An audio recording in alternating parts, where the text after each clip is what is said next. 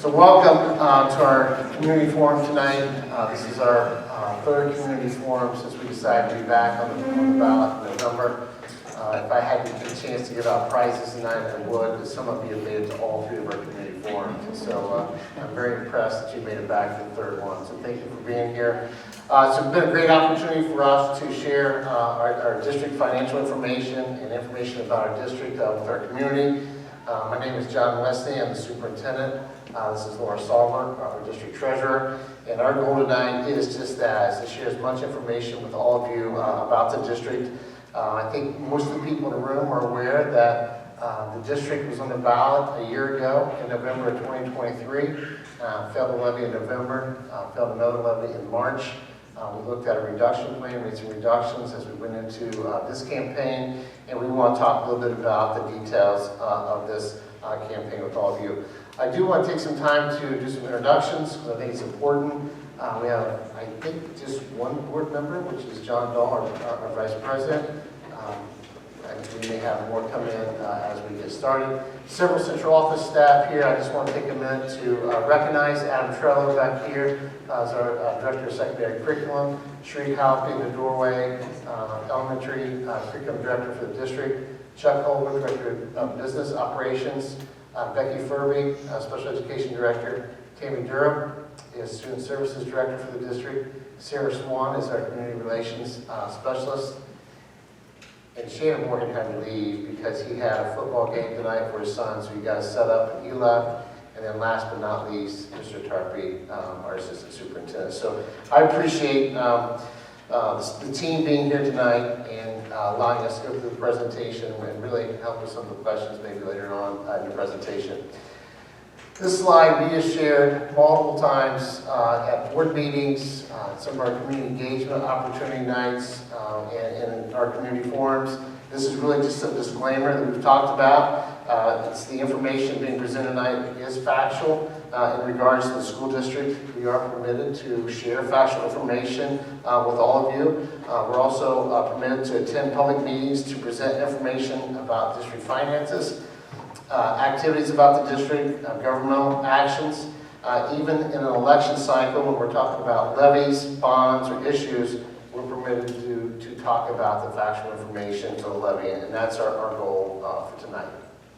That's the disclaimer slide.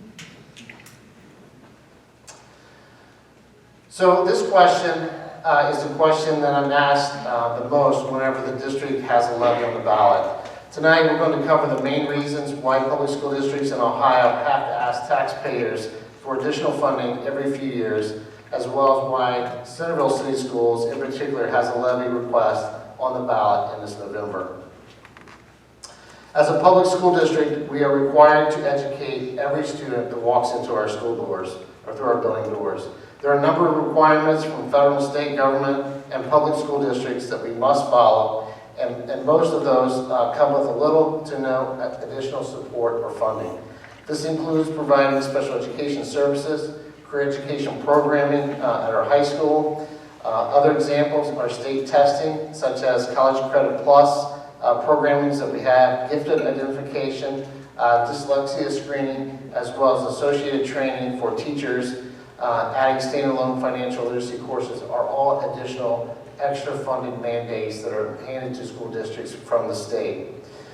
We also need to maintain safe and effective transportation and learning environments for our students and staff. I think sometimes people forget we have 13 different buildings in the district. So we have one of the largest, obviously one of the largest districts in Montgomery County. We've talked about some of our Elks Connect meetings with the largest employer in Central Washington Township. Going back to the needs for the money, this includes looking at supplies. We talk a lot about bus fuel, paper products, and cleaning supplies that we need to operate on a day-to-day basis. It also includes like copying machines, classroom materials that we need for our teachers, as well as electronic systems for student records, as all part of the operational costs that school districts have, and several city schools has those same exact costs. We're also dealing with aging facilities. We've talked about that at length for almost a year now. If you take a look at this building is in great shape. but our average age of our facilities are 60 years old. We have one building, Magazine Middle School, is up to 101 now. Part of this plan, part of this strategy that we're talking about tonight is really looking at our strategic plan and coming up with a long-term plan, not just for our operating costs or for the district, but it's also looking at our facilities down the road. We talked a little bit about support services. Our schools are well known for going above and beyond the state's minimum requirements, which makes our district a great place for our students to learn and a great place for our kids.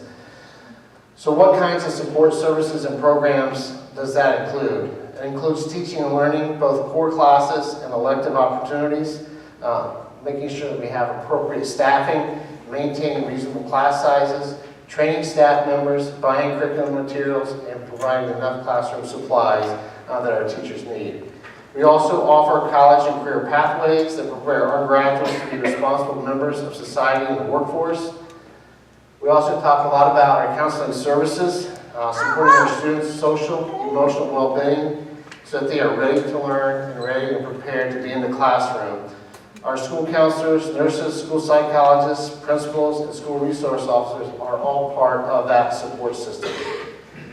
We also ensure that we have appropriate safety measures in place. The physical security, in addition to the personnel that I just mentioned, are all part of the operating cost for our district.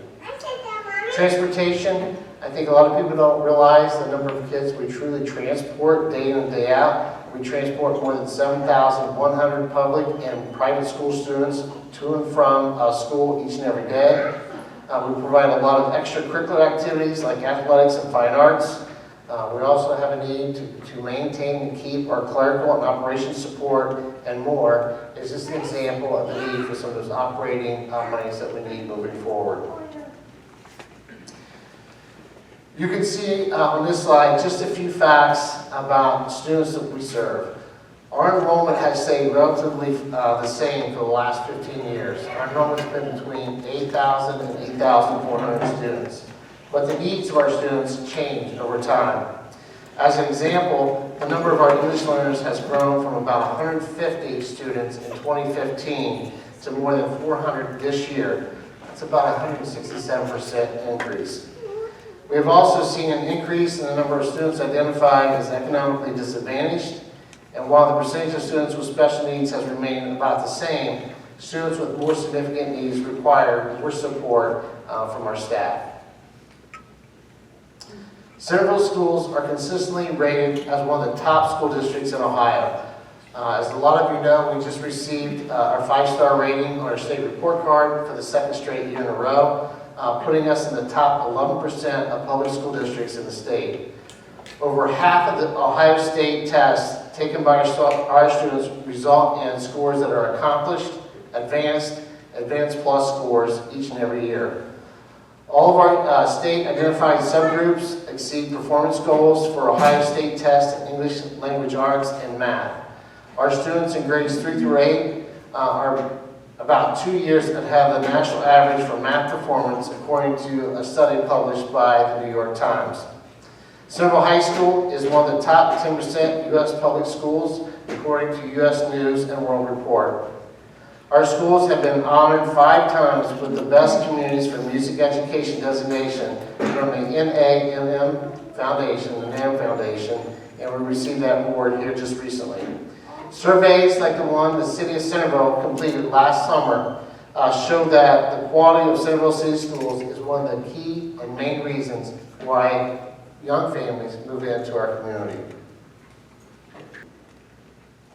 Good evening, everyone. I want to take a few minutes to just talk about our 2 main sources of revenue in the district.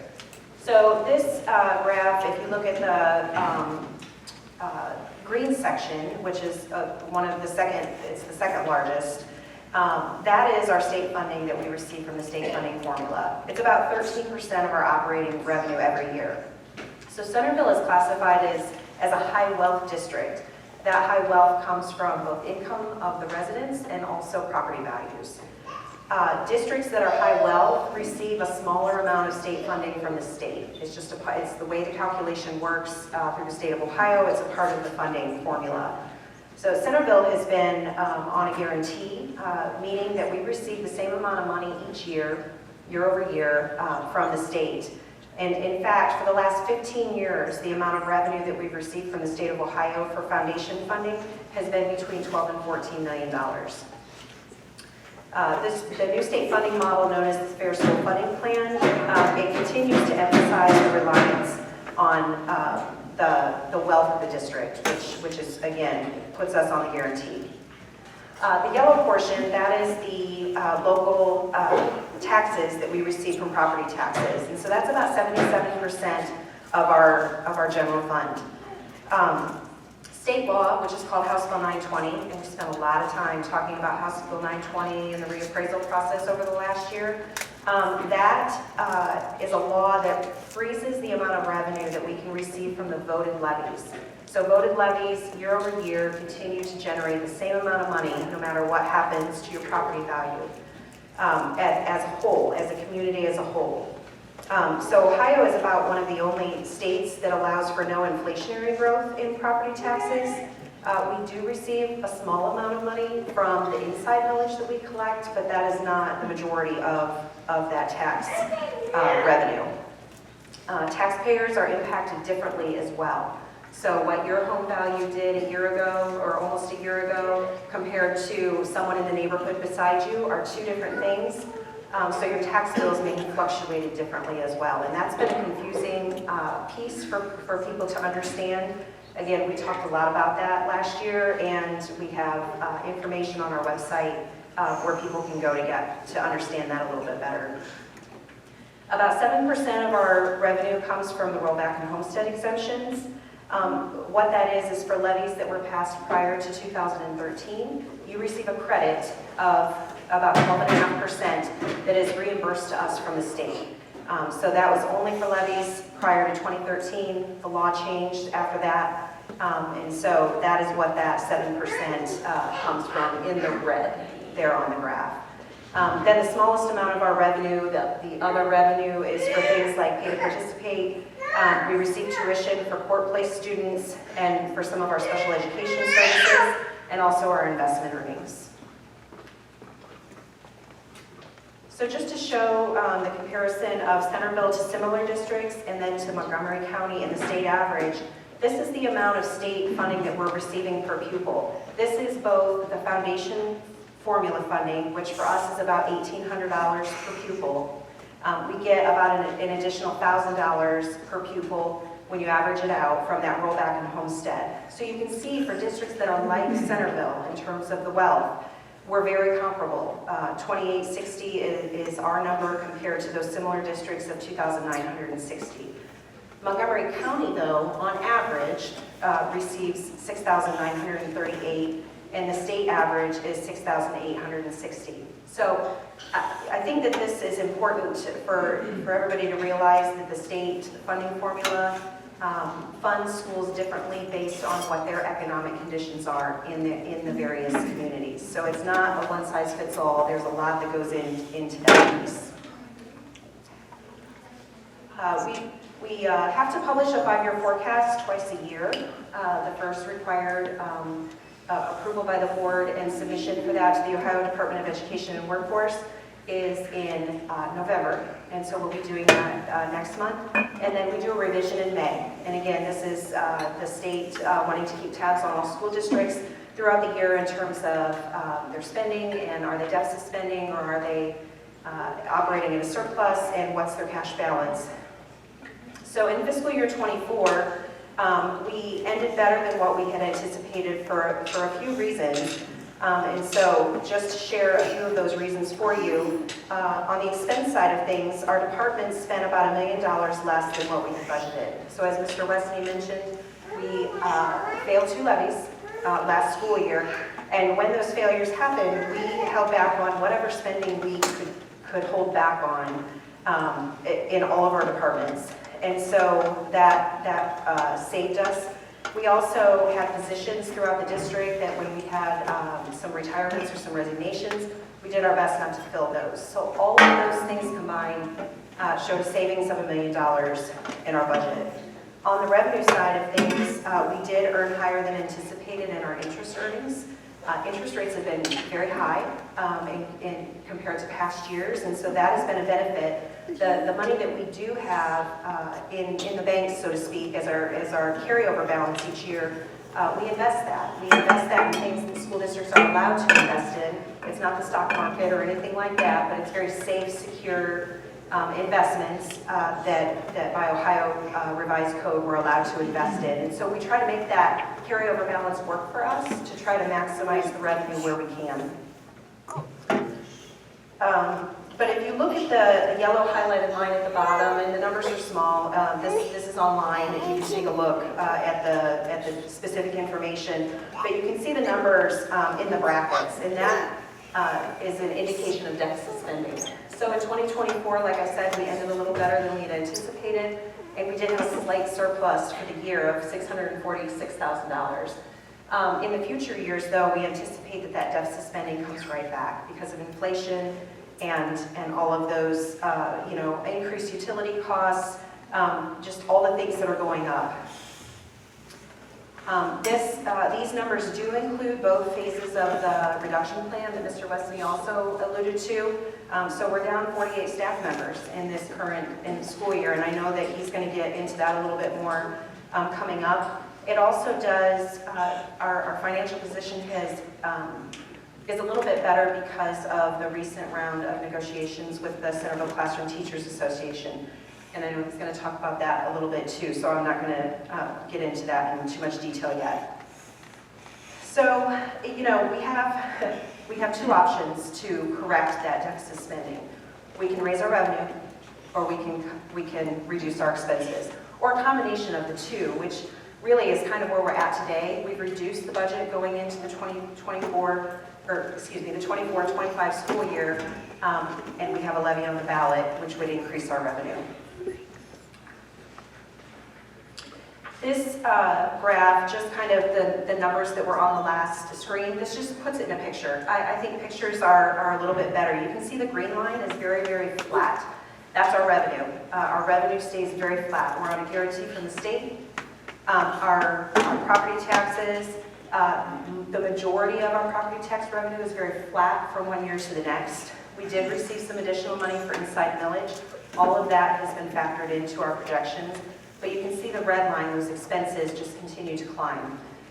So based on the current staffing levels that we have, which are reduced for this year, and the programs that we have in place, you can see the yellow line there, that's our cash balance, and that depletes very quickly as we start to deficit spend. So the impact on the 24-25 staffing reductions, and Lauren mentioned quite a bit of this information already. But looking back into this school year, when the school district dips into their cash reserves, we must decide whether or not to ask for additional funding, cut staffing in programs, or a combination of the two, as Laura said. After the November 2023 and the March 2024 levies failed, we made a number of reductions going into this school year that has had an impact. We already run a very lean operation as demonstrated by the above average student to teacher and student to administrator ratios. Remaining staff and a lot of staff here have had to take on more and more responsibilities because of some of those reductions that have taken place going into this school year. After the November 23 levy for more funding was rejected, we made some immediate reductions which resulted in only a small impact to our budget. It's very difficult to make major cuts in the middle of the school year. We limited new hires to open positions and substitutes for support staff. We minimized overtime costs across the district. We cut field trips unless they were required as part of a course. And all these reductions are still in place today. The school board next approved a phased reduction plan back in January of 2024, which was implemented going into this school year since the March levy didn't pass. These cuts, the anticipated savings from the district's general fund is about $3.5 million from that reduction plan. Staffing is the largest cost for any school district because we are a people-driven business.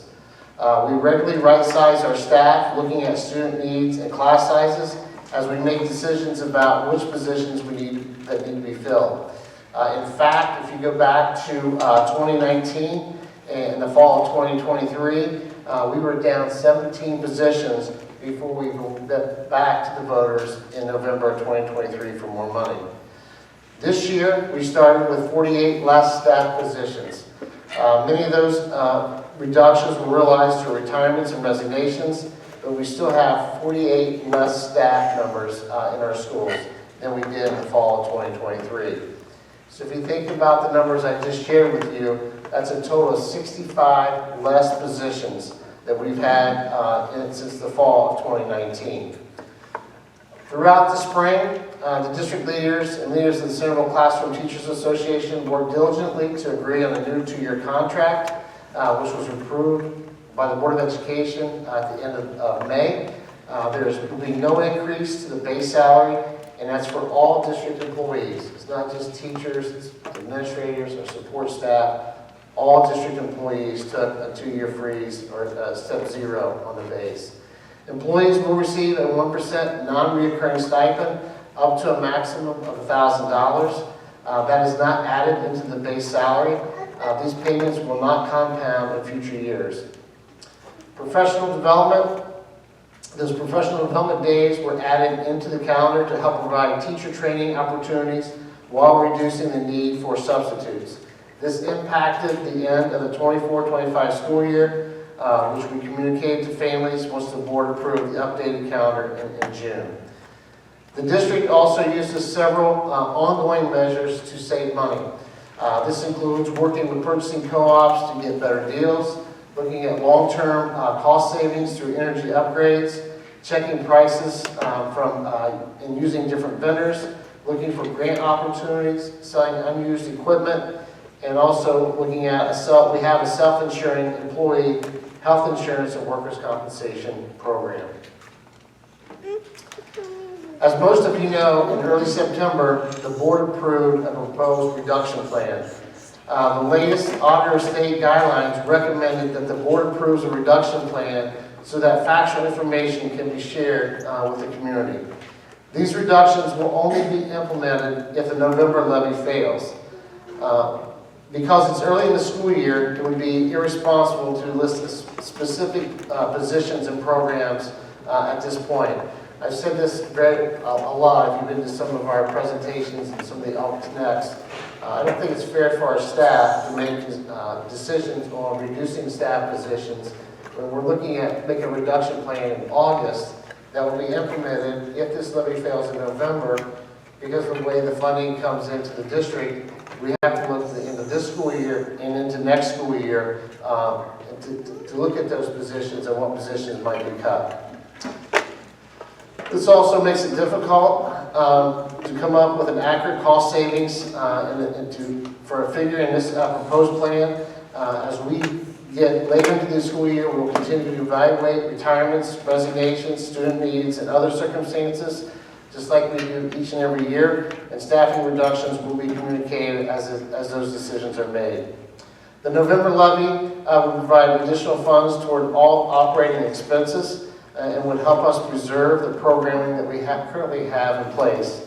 When we make reductions that impacts our mission to empower, challenge, and support every learner to grow every day, those reductions do have an impact on our students and our staff. We must follow state and federal mandates, so we have to evaluate programs that we have and look at those programs as we move those programs beyond the core of those requirements that are demanded by the state. Another round of reductions would definitely affect the comprehensive supports, services, and programs that we currently offer in the district.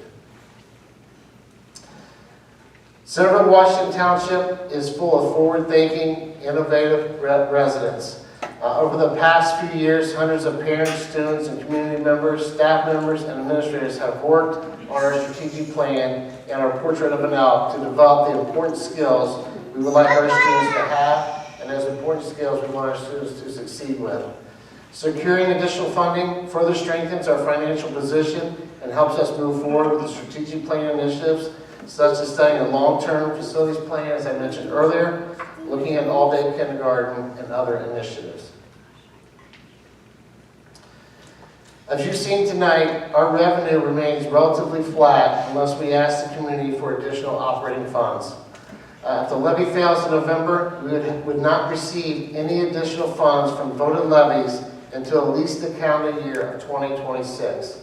So it makes that reduction plan a challenge when you look at having to make those cuts now and what those cuts might look like into the next school year. This means that we are faced with trying to save money wherever we can, including implementing the proposed reductions that were approved by the board in September. Additional cuts would impact educational quality and student outcomes, create larger class sizes due to reducing teaching positions and programs. It would also impact teacher planning preparation and building support due to less support staff. It will also have an impact on transportation services that we currently provide. It would also have an impact on athletic and extracurricular opportunities for our students and our ability to study and hopefully implement some of our strategic plan goals moving forward. So how to find some factual information? We know the amount of information that we are sharing tonight can be overwhelming. And there's lots of opinions floating around, especially on social media outlets, and we're here to try to help answer and give some of those factual information. We want the community to be as informed as possible. We have a page on our district website dedicated to the levy-related information that we've been talking about. There are searchable questions and answers, as well as related news and stories and videos for you to look at.